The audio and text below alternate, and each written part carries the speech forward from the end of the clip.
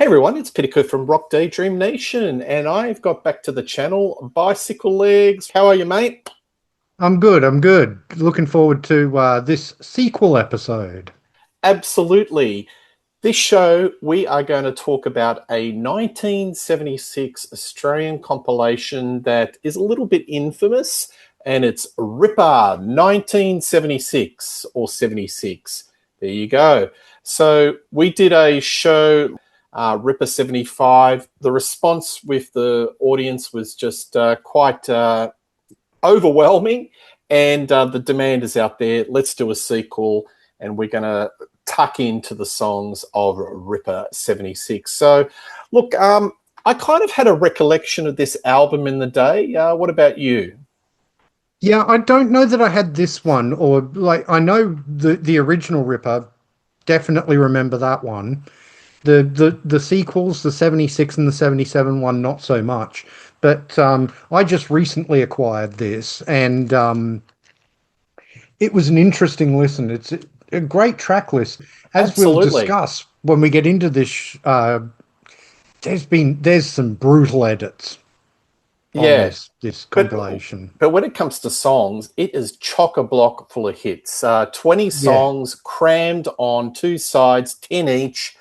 And just looking at the track listing, there's like a dozen or so number ones. So this was really the flavor of 1976. So without further ado, why don't we get into the tracks? And at the end of the show, we'll tell the viewers what we think of this compilation album.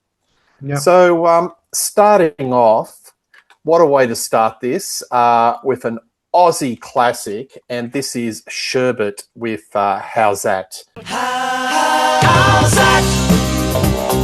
You messed about, I caught you out. How's that?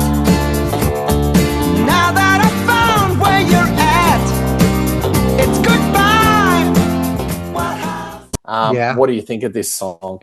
Oh, what it's a great song. It's it's I would sort of argue that this song and this album was the beginning of Sherbet going a little more pop, whereas their earlier stuff had been a little bit more sort of R&B influenced, even had some kind of proggy elements in that really early Sherbet. Agree. This is where they're really starting to go sort of full pop, the satin outfits and being absolutely ubiquitous on Countdown, and they'd be hosting it every other week and all that sort of thing. But I mean, this is just a great pop confection, this song. And it's pretty much the only song of theirs that really broke outside of Australia as well. It was a big hit over in Europe and the UK. Didn't really crack America. They never really did crack America. But this song, yeah, it was huge in the UK. It was huge in parts of Europe. It's just a great song. It's sort of mid-tempo. It's got those strings that you're always talking about with Australian pop music in the 70s. It's an absolute classic. Yeah, and I love Daryl Braithwaite's vocal delivery. There's a lot of T's in it. The way he does the vocal line, like "You did me wrong." Uh, it's got a very knowing lyric, and the way he delivers it is just absolutely spot on. The wonderful string arrangement.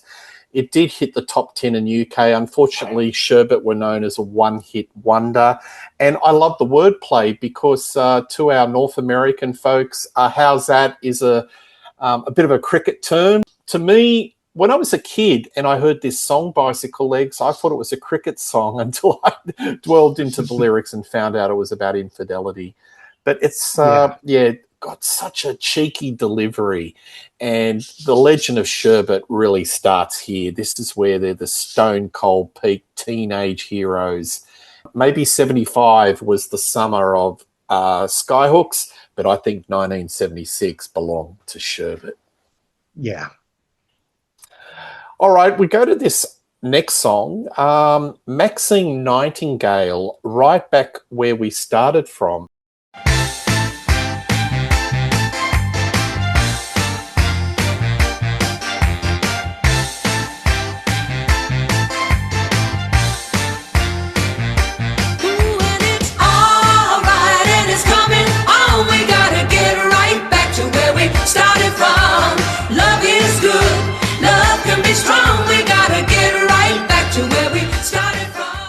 remember this song. This is a little bit of a blue light disco hit, for a number of years. It's a little bit of a disco favorite. And, when I was going clubbing in the 80s, they used to get out the old 45 and play this song a lot. It's got a lot of charm. What do you think of this song?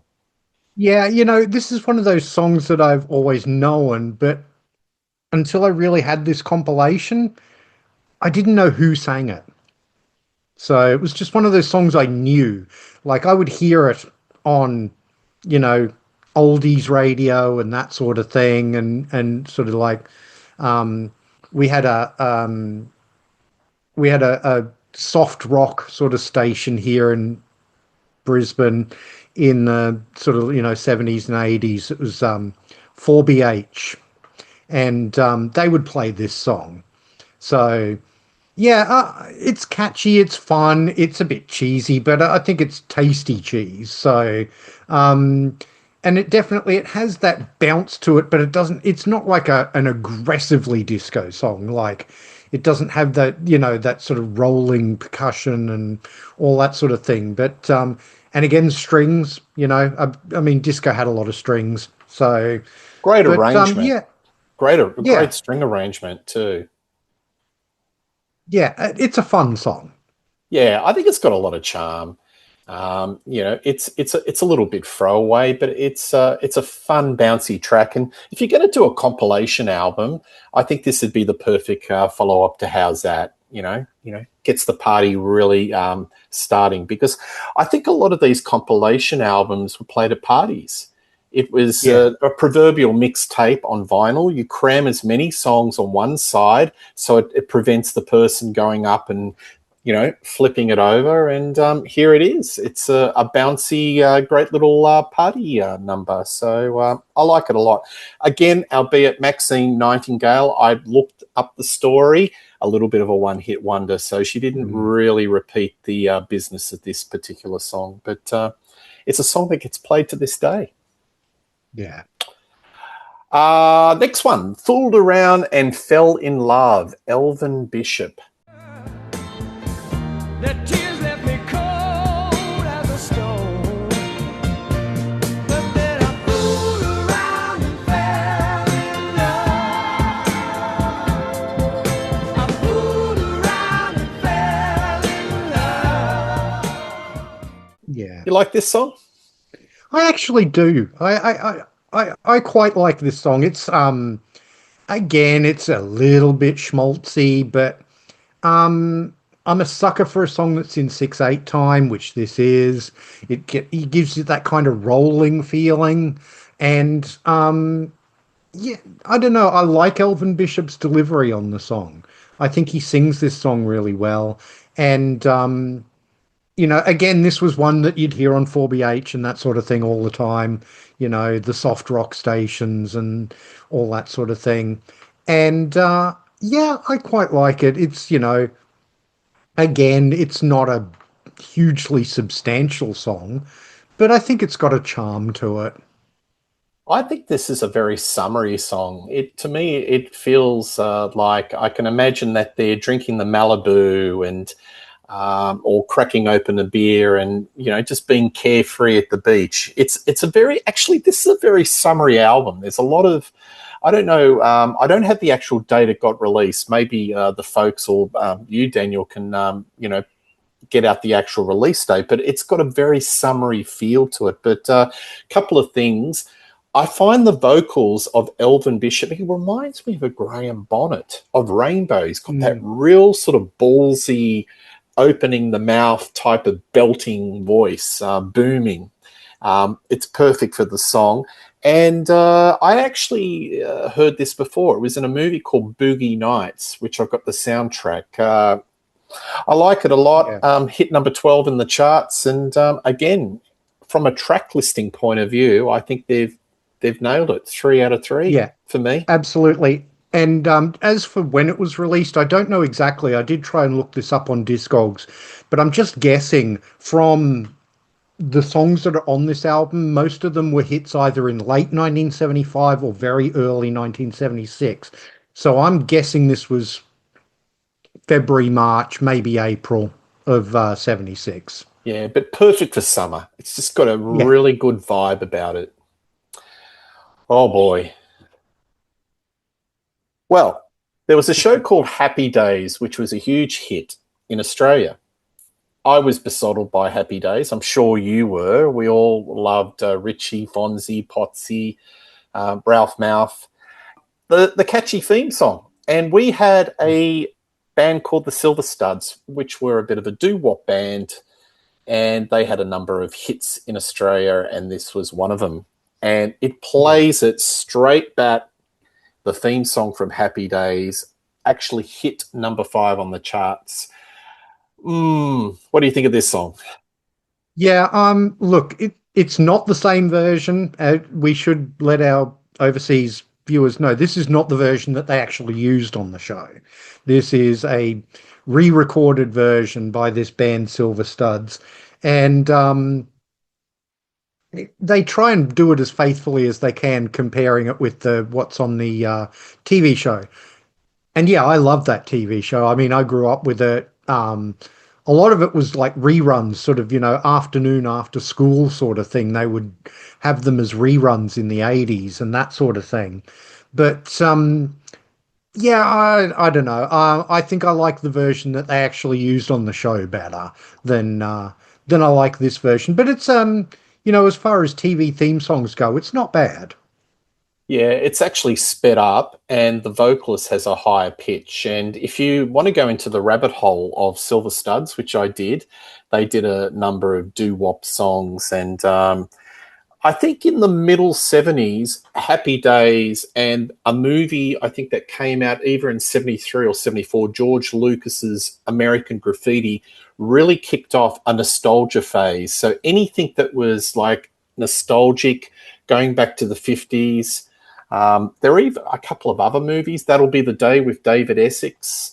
Yeah, there was so much nostalgia, and there's a song on this album that we'll cover shortly, which is a nostalgic Australian act that was very much in that ilk. But yeah, it was a huge 1950s throwback in the middle 70s onwards, wasn't it? Yeah, absolutely. And they had that a lot in the UK too. There were a lot of, you had your Shakin' Stevens, although he came a little later as a solo artist. He was in the 70s. He was in a band called Shakin' Stevens and the Sunsets. And they did that sort of 50s thing. And there was Shawaddy Waddy and, bands like that. So it wasn't just here. It was in the UK too that there was this big sort of 50s throwback in the sort of mid 70s. Yeah, absolutely. All right. Well, I think every Australian comp has to have a little bit of Billy Thorpe. He was sorely missing in the last album. So they've made up for it with this song called It's Almost Summer. Lady, making love in the sand while the surf keeps time. I can't wait, I can't wait, I can't wait, summertime. Ooh, summertime.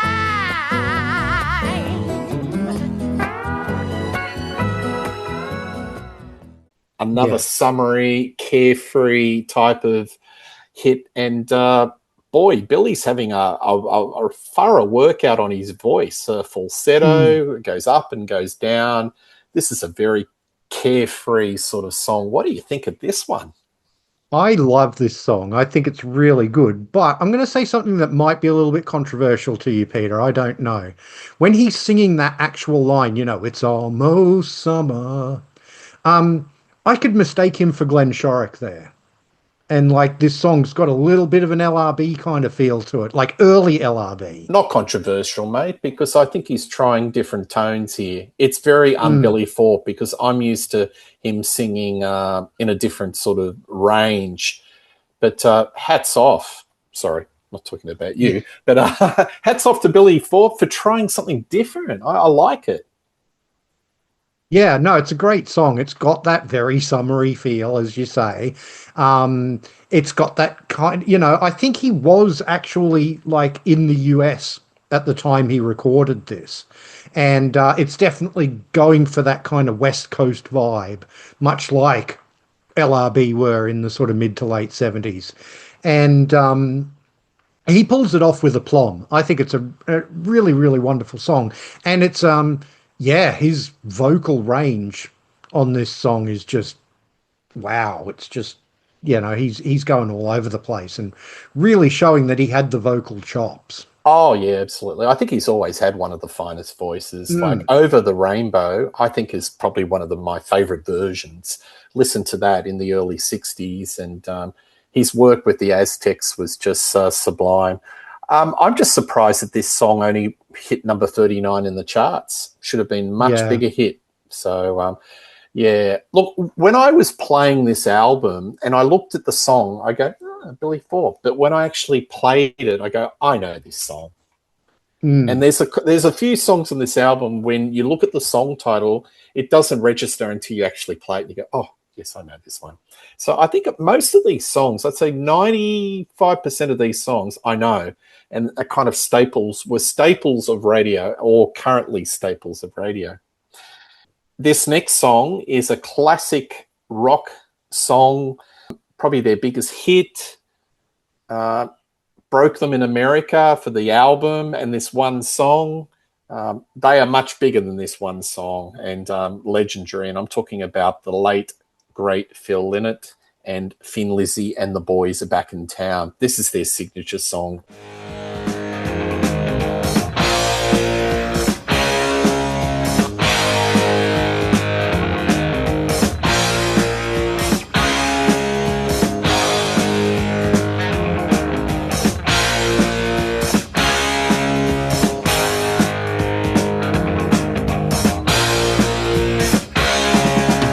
Guess who just got back today? Them wild-eyed boys that had been away. What do you think of yeah, this? absolutely. Well, it's a classic, isn't it? I mean, it's just brilliant hard rock song. It wasn't my introduction to Thin Lizzy. I actually had another compilation that I was talking to you about offline, Peter, called the Rock Album, which it was a K-Tel compilation album, and it had like all sorts of stuff. It wasn't an all hard rock or anything like that. It was wildly diverse compilation, and it had the Thin Lizzy song "Chinatown" on it. So that was my introduction to Thin Lizzy, and it was probably a couple of years later, listening to FM 104 Rock in Stereo, that I would have heard "The Boys Are Back in Town" as a sort of a classic rock staple. But it's a brilliant, brilliant song. But one thing I do have to mention here, Peter, this is the first song on this album that has a really, really brutal edit in it.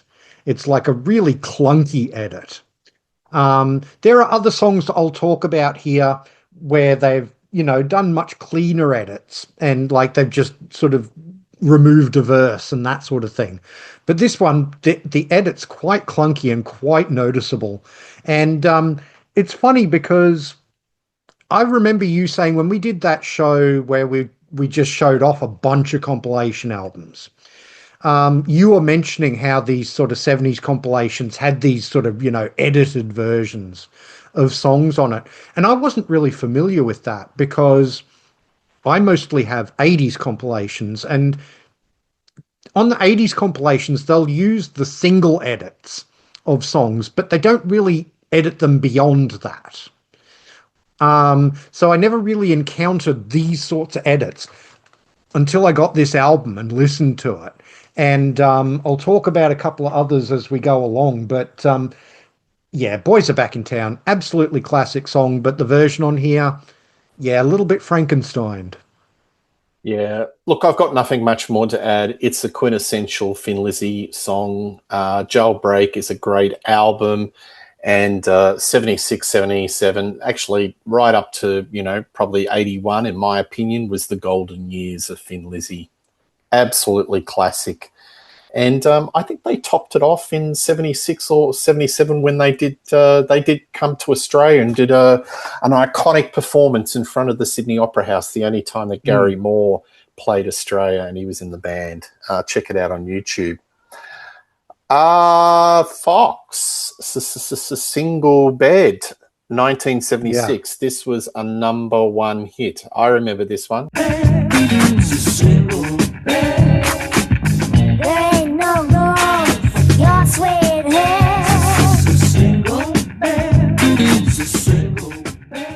Fond memories of this song. What do you think of this song? Well, I mean, I heard it a little bit later than you did because, I mean, when I'm a little younger than Peter for our viewers. I was only 5 years old when this album came out, so I wasn't quite listening to music just yet, but I would hear it a little later on. And, you know, it's the one word that comes to mind when I hear this song is slinky. It's really slinky. I thought you were going to say sleazy. No. I don't think it's quite sleazy, but it's slinky. And, yeah, it's, I like this song quite a lot. Her delivery is very sort of, I don't know if mousy is the right word, but it's kind of, you know, very delicate and very, yeah, it's hard to explain until you've actually heard it. But it comes across as sort of like her delivery comes across as simultaneously innocent and not so innocent, if you know what I mean. But yeah, no, it's a great song. I think it's a lot of fun. Well, I think it's because of Nusha Fox, who's actually an Australian. The band was actually British based. And I think it was her video clip. It's a audio and visual package. If you see the video, I think that really marketed this song to #1 and for it to chart so well. You know, #1 in Australia, #4 in the UK, your beloved Netherlands, #8, Ireland, #4, and Belgium, #12. So it did really, really well. But I think it's the delivery, the sultriness of Nusha Fox selling the lyric. And I think it's got, again, you're going to hear a lot of this today, folks. It's got a lot of charm. Yeah, absolutely. Like it a lot. Yeah. The next song's just a classic. I don't think I've got too much to say. Love is the Drug by Roxy Music. What do you think of this? Wow. Thinking of, oh, can't you see? Love is the drug for me.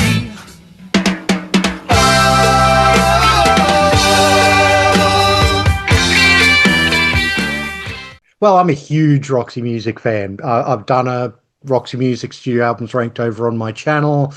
And this probably is one of the very first Roxy Music songs I ever heard, other than sort of like the early 80s stuff, which was, you know, about the time I was really getting into music. But the other Roxy Music song you would always hear on the radio was Love is the Drug. And it's a great song. It's, you know, it's one of those songs that I think's been very influential because, you know, it's a song you'll hear in the clubs and that sort of thing.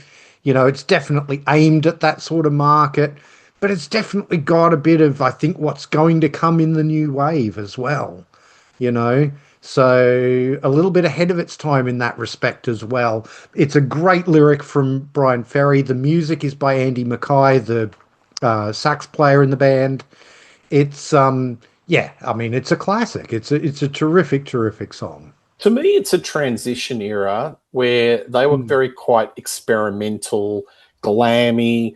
You had Brian Eno, and the Sonics were quite they were challenging, you know, it challenged the listener. But to me, around 76, 77 is the period where they were morphing into something very slick and sophisticated. I don't say that in a bad way, and would lead to, you know, some masterpieces like Avalon. So I find this song I call it sophisticated rock, very adult, very contemporary, but not in a sense of being bland and beige. And it's got a lot of sass and groove. Great song. I remember in 76, this got played a lot. And another song in 76, I'm going off tangent, was that other one that Brian Ferry did with the famous Jerry Hall. Remember that? Oh, yes. Yeah, Let's Stick Together. Yes, absolutely, which is Brian Ferry solo. So there was a duality there, you know, he was competing. wasn't it? It was Roxy Music and Brian Ferry. Anyway, love this song. Nazareth with Love Hurts. This was a huge song.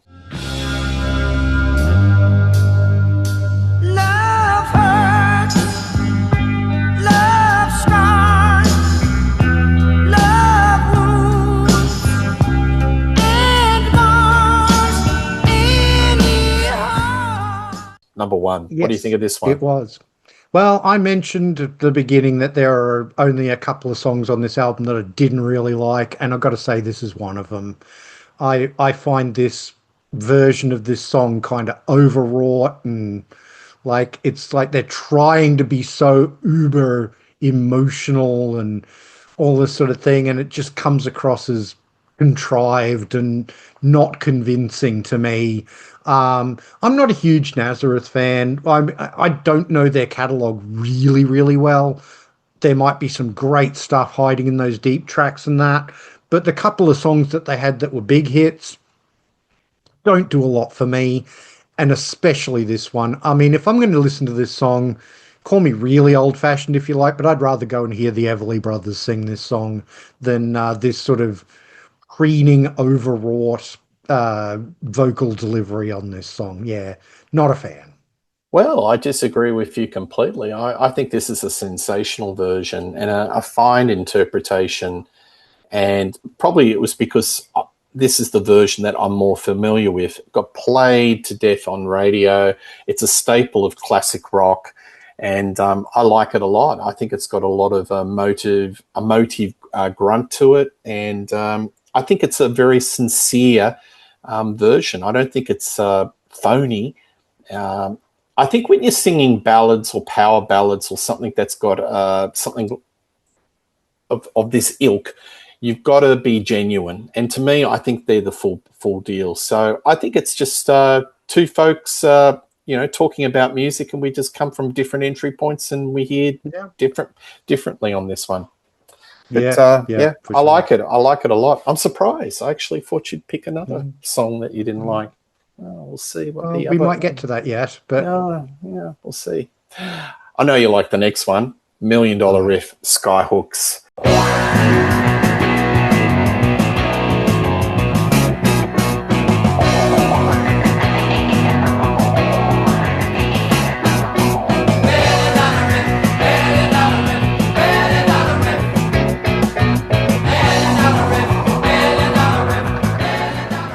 Number two. Yeah. Went to number two. Yeah, it's a great song. It was released as a single sort of in between their second and third album, and then it got put on the third album as the opening track. But it was released sort of late 1975. And it's a terrific song. And it's probably one of the most epic Shirley Strawn vocals you will ever hear. Like, he's really going for it on this one. Like, he's hitting notes that I don't think he ever hit at any other time in his career.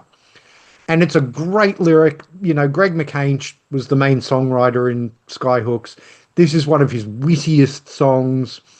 Unfortunately, again, the version that is on this album, they cut the second verse out completely, which...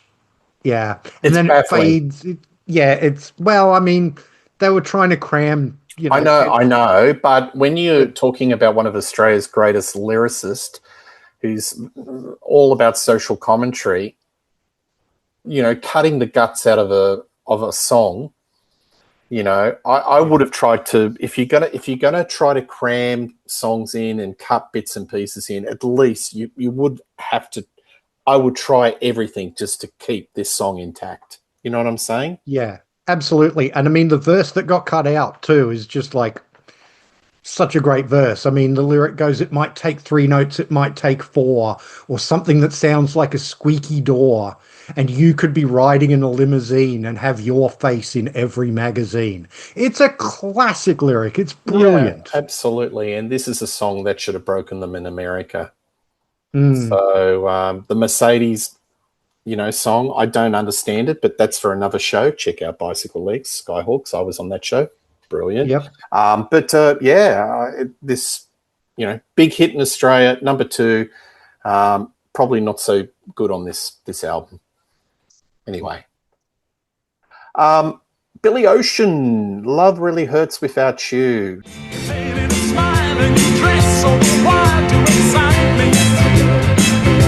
But don't you know you're turning me on?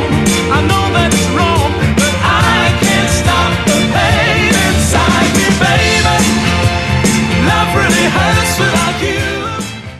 Hit number 3. This is a staple, again, of discos. And, if you've got somebody who's DJing at a party and they want to bring out an old 70s, this song always gets played. Weddings, parties, everything. It's that sort of a song, isn't it? Yeah, it is. It was Billy Ocean's breakthrough too. This was his first hit single, and it would be a little while before he would have more hits. It would probably really not be until the 80s that he really sort of had a string of hits. But this was his first hit. It's bouncy, it's fun, it's lightweight. This is not going to be a song that we think deeply or, talk deeply about. It's a bit of light-hearted fluff, but I like it. I think it's a lot of fun while it's on. You bounce along with it. Billy Ocean's got a really winning sort of, he's got a lot of personality to his vocals, and I like that about him. We would find that out more, again, in the 80s with songs like Caribbean Queen and Suddenly and all that sort of thing. But, it's not a particularly significant song, but it's a lot of fun while it's on. Yeah, what he said. I got nothing to say. No, I love it. Love to Love You, Baby, Donna Summer.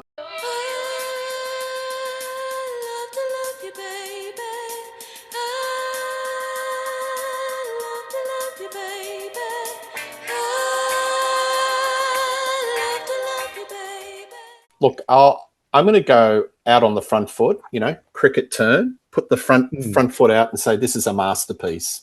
I'm sorry, but in its genre, this is the quintessential disco song. Georgie Moroder, Donna Summer, who was like the princess or the high queen of disco. This is a masterpiece. What do you think of it? Yeah. Absolutely. I mean, you get a tiny sliver of it here. You get about 2.5 minutes of what's a 16, 17-minute piece. And a very salacious piece of music too. Yes. You know what I mean? Absolutely. I don't think that would have gone down too well. Yeah. You don't get the heavy breathing and all that sort of thing on this version. And this version, I think, is cut down even from the single version that came out because, there was a single version that was sort of 3.5 minutes long. And this is probably cut down a bit even from that. But, and this is Giorgio Moroder before he'd really embraced the synthesizers and the sequences and all that sort of thing.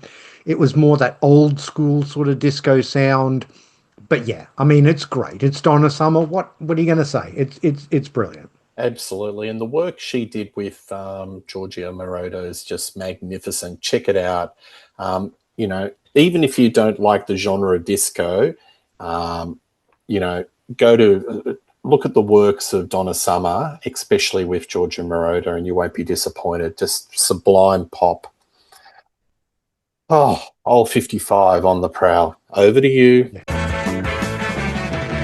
Know what I saw? Good golly green. I wasn't looking at the police jeep. On the prowl. Now I've seen it all. On the prowl.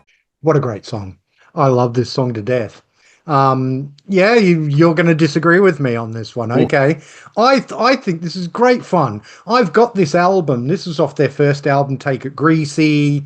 You got Frankie J. Holden, the lead vocalist. You've got Wilbur Wilde on the sax. It's very 50s, it's an original song. This is not a cover of an old 50s song. This is a song that was written for the band. But it's got that sort of 50s feel to it. And I think it's great. I don't know what you've got against this song. I think it's one of the Australian mysteries of the world that Take It Greasy went to number 3 and was a smash for Mushroom Records. I don't understand. Old 55 were, to me, RSL level kind of nostalgic rock. I don't mind. I have a soft spot for Two Faces Have I, which came out in the 80s. But to me, Old 55 just went above my head. Sorry, folks. I know you're going to put the comments out, but all comments are welcome on this show, good, bad, or indifferent.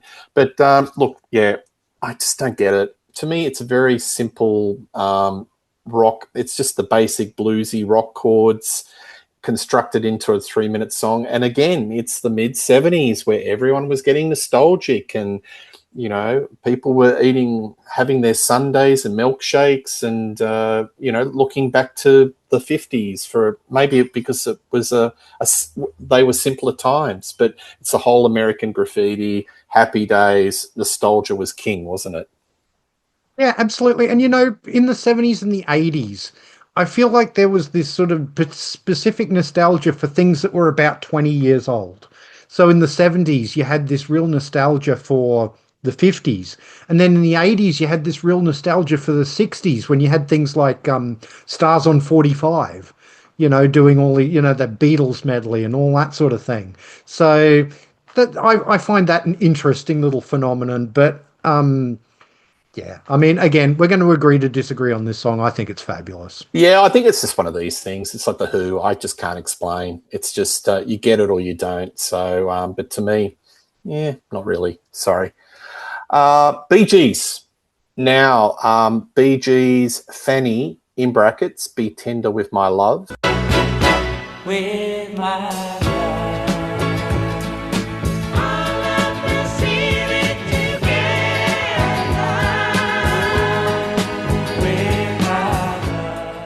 hit number 12 on the charts. I'm hearing a little bit of a dress rehearsal for Saturday Night Fever, How Deep Is Your Love. I'm thinking they're getting their game together. I think it's a little bit of a transitional type of song. Beautiful arrangement.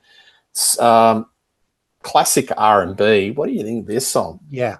Well, I mean, this is off their main course album, and that was like when they were fully embracing the disco and the R&B and the soul kind of sound. They'd done it a little bit on the earlier album, but this was the album where they really embraced it. And then, yeah, of course, it would absolutely take off in 3 years' time with Saturday Night Fever. But yeah, this is, I think this is a really nice song. I like it quite a lot. I like it when the Bee Gees are getting soulful. And, you know, they always had a way with ballads. You know, way even back in the 60s, you know, you had songs like I Started a Joke and things like that. You know, the tender side of the Bee Gees was always in their music, and I think this is an excellent example of it. This is not a song that I knew particularly well, but when it played, you know, it was like, yeah. You know, it was like, I had something in the back of my mind that I'd heard this song before. I don't know that this was a massive, massive hit for them. Correct me if I'm wrong, but yeah, and definitely, you know, showing where they would go with a song like "How Deep Is Your Love" for sure. Absolutely, and "How Deep Is Your Love" I think has always been my favourite off the Saturday Night Fever soundtrack because I think they do tender really well, and this is a fine song. And I'll be honest. Didn't know it until I researched this album. So this is one of those songs I was looking up and down the list and not familiar with it. So, but like it a lot. Okay, Supernaut. I like it both ways. Johnny is a guy who can't make up his mind. He says, I like it both ways. Johnny's world is inside out. His daddy thinks he's insane. Now, I would put this in the category of one of the most unexpected hits. Very unlikely. So last album, Ripper had Horror Movie, which was a very unlikely hit for Skyhooks. I'd put this in the same category. Very unlikely. What do you think of this song? Yeah. Oh, it's pure glam, isn't it? And it's a lot of fun. But it's a very risque lyric, especially for 1976, because it, you know, I like it both ways. You know, I know what you're thinking in your head. That's exactly what it means. AC/DC. Yeah. Not the band, but you know what I'm saying? Absolutely. And, you know, that was a very daring thing to be sort of out and proud about in 1976. So I think this is a terrific song. It's made me really, really want to go. And like, this is an album that I see every so often in the cheap bins at record stores and things like that. And it's something next time I see it, I'm definitely going to pick it up if it's in decent condition because this is a great song, and if the rest of the album's anywhere near as good as this song, then I think it definitely will be worth owning. A little bit of trivia. I actually saw Supernaut, the reconstituted version of Supernaut. Gary Twin was still the vocalist. And I tell you what, I think he might have been in his late 60s, but he looked so young, like Rick Springfield young. And he had some other members. I don't think they were originals. And they played the album from start to finish and a few other numbers, and they were in fine form. It's a really decent album. It's very glammy. If you like Australian bands like Taste, you know, there's a little bit of Buffalo, a little bit of riffy rock. Yeah, it's definitely worth investigating. But this song was actually produced by Ian Molly Meldrum. And I tell you, he had the Midas touch. When it came to record producing, look at his track record, Real Thing with Russell Morris, Day by Day, Colleen Hewitt. He did work for the Dingoes. He didn't do a lot of production work, but when he went into the recording studio, he had the magic dust, didn't he? Yeah. Yeah, I like this song a lot. Very controversial in its day, and I think it's a very decent song. Jon English. I know he's dear to your heart, dear to mine. Hollywood 7. Find a way to pay the rent, and she'd sit down and drink my coffee. Got nothing much to say, just busy rehearsing in her mind the scene she'd never play. On Hollywood 7 rooms to rent till in the end, goes up in lights. I have to say this is probably peak Jon English. This probably could be his best song. Yeah, I think it's his masterpiece. It's a brilliant, brilliant song. It's one of those storytelling songs. It's a heartbreaking song. It's got the drama to it. Again, you've got the strings, you know, brilliant, brilliant string arrangement in this song. The clip is available on YouTube, and that's worth checking out too. It's a lot of fun. Jon English, really underrated vocalist. I think he had great pipes. And unfortunately, again, on this album, they cut a verse out. And it's an important verse too, as far as telling the story of the song. So that's a real shame. But it's his masterpiece. Again, that album I was talking about earlier, the rock album, had the full version of Hollywood 7 on it. And I love that song right from the moment I owned that compilation. So yeah, there's not much more I can say about it. A lot of our viewers from overseas won't know this song. This is absolutely one you've got to go onto YouTube and check out because it's such a good song. Yeah, absolutely. Funny enough, Jon English had a following in Scandinavia where Against the Wind, Against the Wind,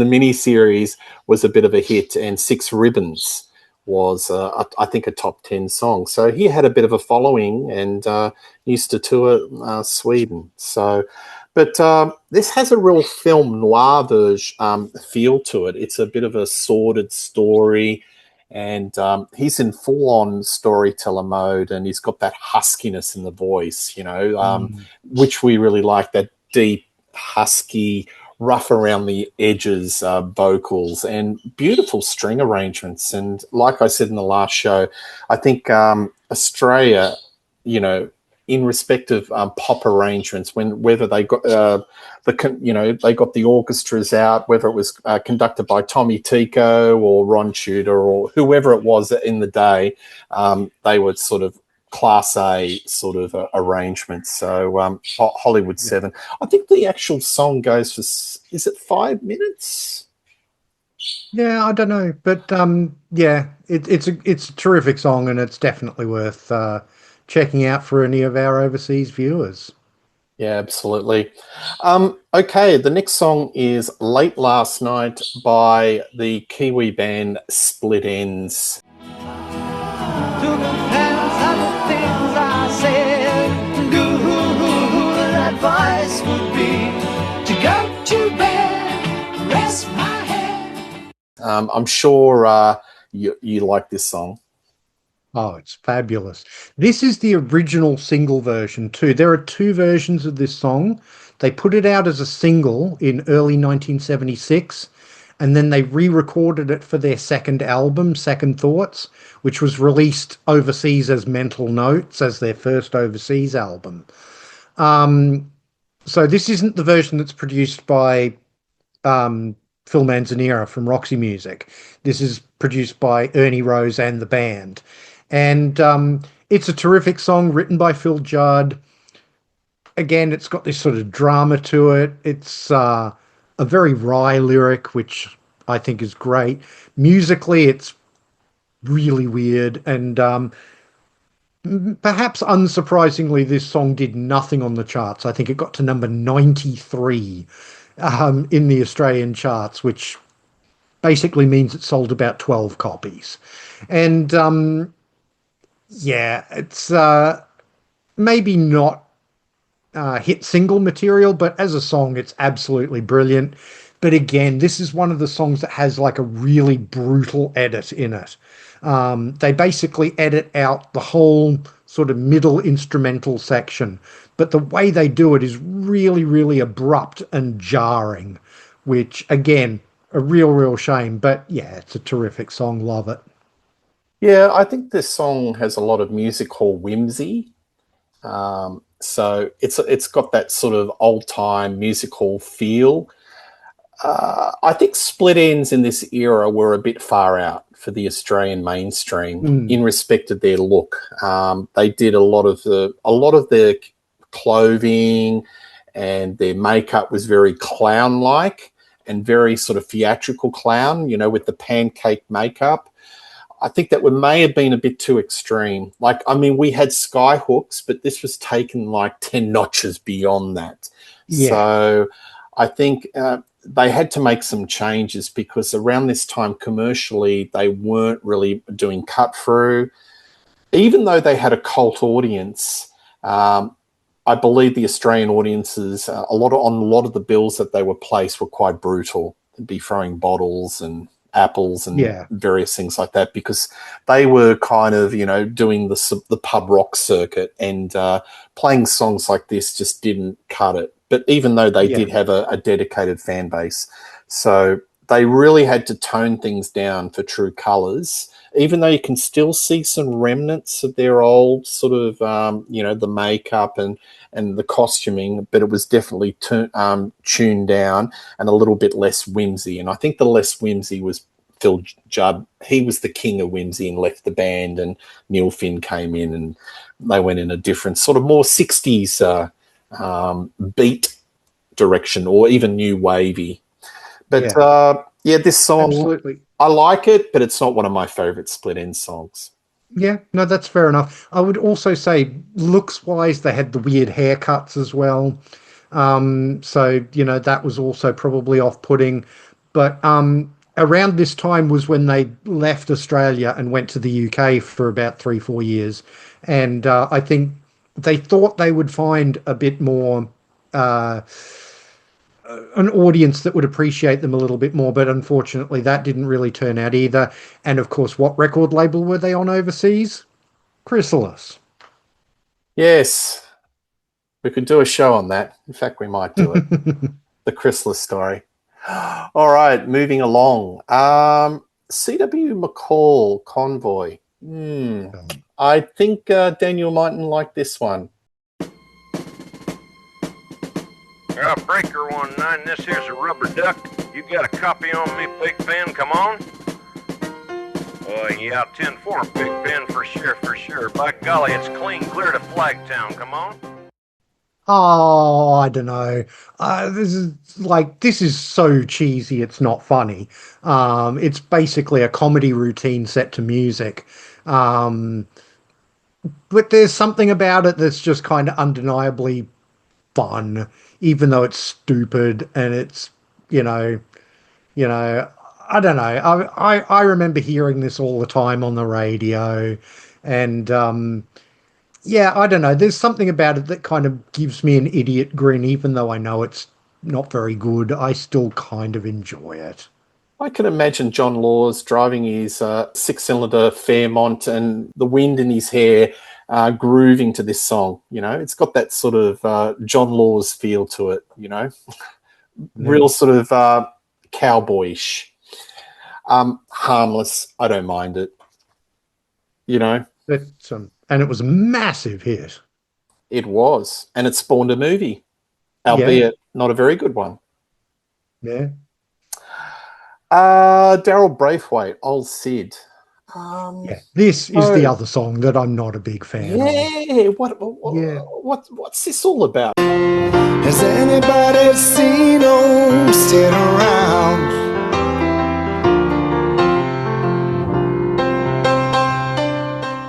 So this is the second. This is the second year where you get a twofer. Where you get a Sherbet and a Daryl Braithwaite. Now, Old Sid, it just doesn't go anywhere, does it? No, I mean, you talk about music hall and things like that. I mean, this was an original song too. Daryl Braithwaite often for his solo stuff would do covers of older songs. Like, I think on Ripper 75, we had his version of You're My World. This one is an original song written for him. And yeah, it's just really, I mean, it sounds like it was, written to be performed on the Don Lane show, doesn't it? And that sort of thing. So yeah, I don't like this song much at all. And this is the only song on this album that I didn't really know, but until I played it. And I'm not going to say that, the last sort of 50 odd years of my life not knowing this song have worried me that much, because I really don't like it very much. Yeah, well, I only got played on the Don Lane show because the Mike Walsh show rejected it. So that's what I'm thinking. Man, it's not very musically adventurous. I think it's only got 3 or 4 notes, and it's very repetitive. Look, the lyrics are nice, and it's talking about somebody that's kind of down on their luck, like derelict. I mean, the intention of the song, albeit a little bit schmaltzy, I guess, is in the right spot, but it's just not very interesting. And, it hit number 6, and it's really funny for a top 10 song that we don't know about, that has seemed to evaporate in popular culture and popular consciousness in Australia, isn't it?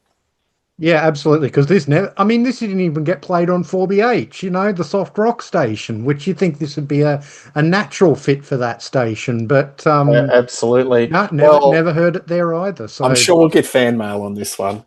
Come on, bring it on. We love the fan mail. Daniel, I'm going to go out, finish the show on a cricket term, put the pad out, and say this is probably the best song on the album. I'm Not in Love, 10cc.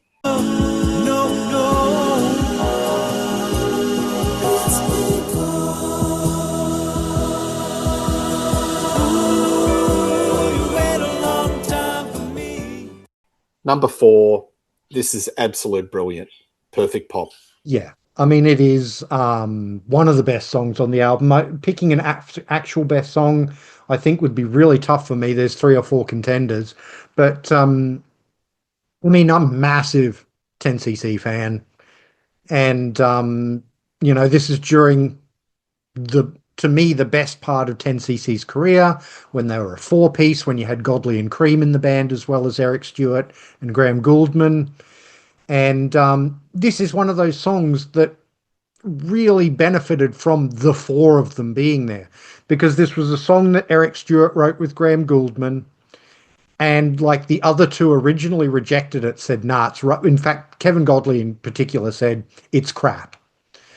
He didn't like it. It was originally, it had this sort of bossa nova feel to it, apparently. Um, and then Kevin Godley was like, he was the one who said, fine, if we're going to do this song, we've got to like completely mess it up. And we've got to do it like recorded a way that's never been recorded before. So they recorded like 48 tracks of vocals to just mix through the song, and you get that throughout the whole song, all those you know, it's just brilliant. And it's a great song, and it's a wry lyric. You know, he's singing I'm not in love, but it's one of those things where you'd say he protests too much because he clearly is in love. And that's kind of the whole point of the lyric. It's a great song. It's not necessarily my absolute favorite 10cc song, but it's a wonderful song. Yeah, I'll say it again. I think it's the best song on the album. Love it. And a fine way to finish. So this album starts off with a cracker and finishes with a cracker too.